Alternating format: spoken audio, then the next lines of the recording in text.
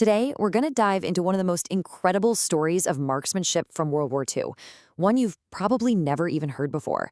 It's this amazing tale about individual skill against insane odds, all centered on one soldier and a rifle that, well, absolutely nobody took seriously. Okay, so let's set the scene. We're in Guadalcanal, it's January 1943, and it is just brutal. Hot, humid, a nightmare of a jungle. American forces have been bogged down here for months, fighting not just the enemy, but the island itself. And hiding up in the canopy of these giant trees, there was another threat, a much, much deadlier one. And the situation was getting desperate. For the men of the 132nd Infantry Regiment, this one patch of jungle had turned into a total killing ground. Think about this. In just 3 days, 14 American soldiers were picked off by snipers. These were expertly hidden Japanese marksmen, so good they were like ghosts in the trees. You can imagine, morale was hitting rock bottom, and fast. So, command is scrambling. They need a solution, and they need it now. And where does their only hope come from? You're not going to believe it. It comes from a young lieutenant and his personal rifle, a rifle that his superiors called a toy and his buddies called his mail-order sweetheart.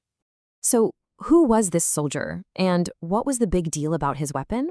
Well, it all boils down to a classic conflict: military rules versus individual expertise.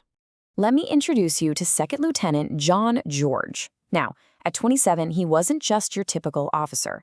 Back in the States, George was a big deal in the competitive shooting world. He was a champion marksman. In fact, he was the youngest person to ever win the Illinois State Championship. This guy knew rifles, and he was absolutely convinced that the one he brought from home was better for the job than anything the Army could give him. And here's why everyone was giving him such a hard time.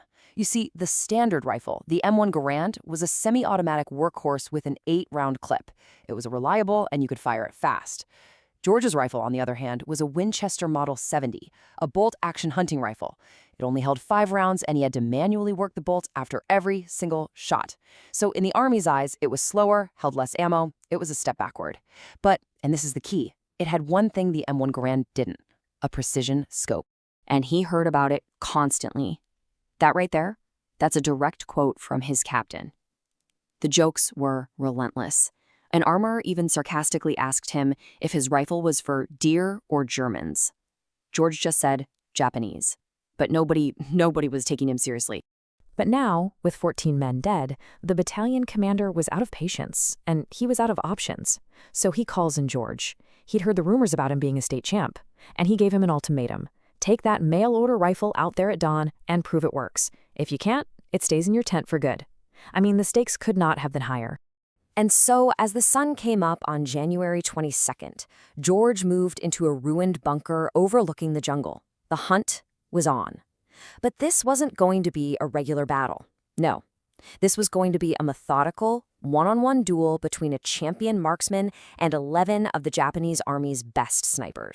The whole thing played out over 4 incredibly intense days.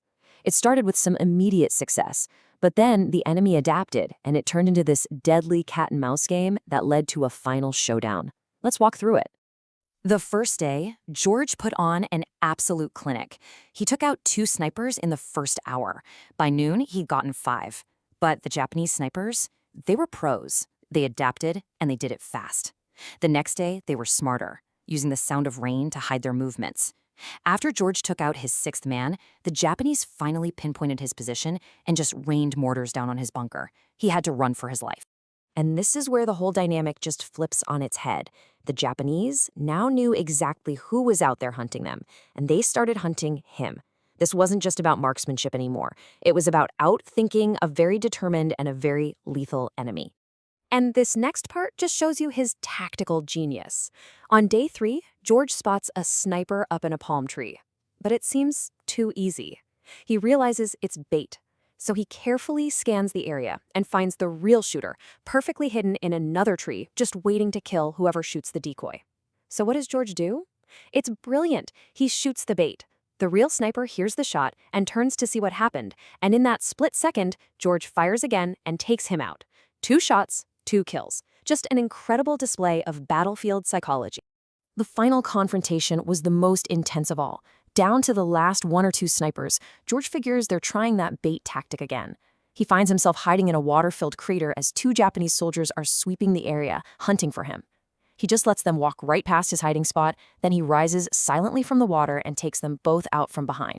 So what was the result of this 4-day duel? All 11 Japanese snipers, the ones who had terrorized the entire battalion, were eliminated. A threat that a whole military unit couldn't solve was ended by one man. And just let this sink in. To eliminate 11 professional, hidden snipers, George fired just 12 rounds. 12. That is a level of efficiency and accuracy that is almost unbelievable, especially under combat conditions. And he did it all in just 4 days. He single-handedly cleared the area, ended the sniper threat, and saved who knows how many American lives. Well, you can bet George's actions had some major consequences. The mockery? It stopped overnight. The Army suddenly realized the immense value of what this guy could do, and his role was about to change in a big way. The regimental commander came up to him and asked one simple question: can you train other men to do what you've just done? And just like that, George was put in charge of creating the regiment's very first sniper section.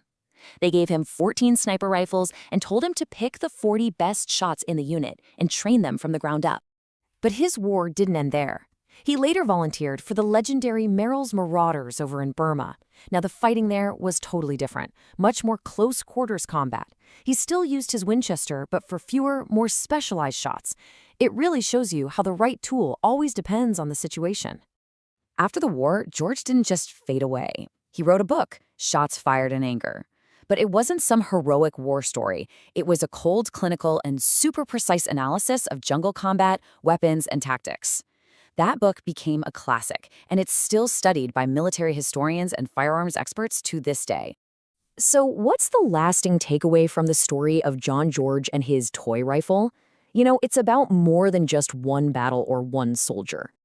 And that very same Winchester Model 70, the rifle that everyone laughed at, the one he ordered through the mail, the one that took out 11 snipers in 4 days, it now sits in the National Firearms Museum. It's a physical testament to an absolutely incredible story of skill and determination. And that really leaves us with a final thought. John George's story forces us to ask a pretty important question for our own time.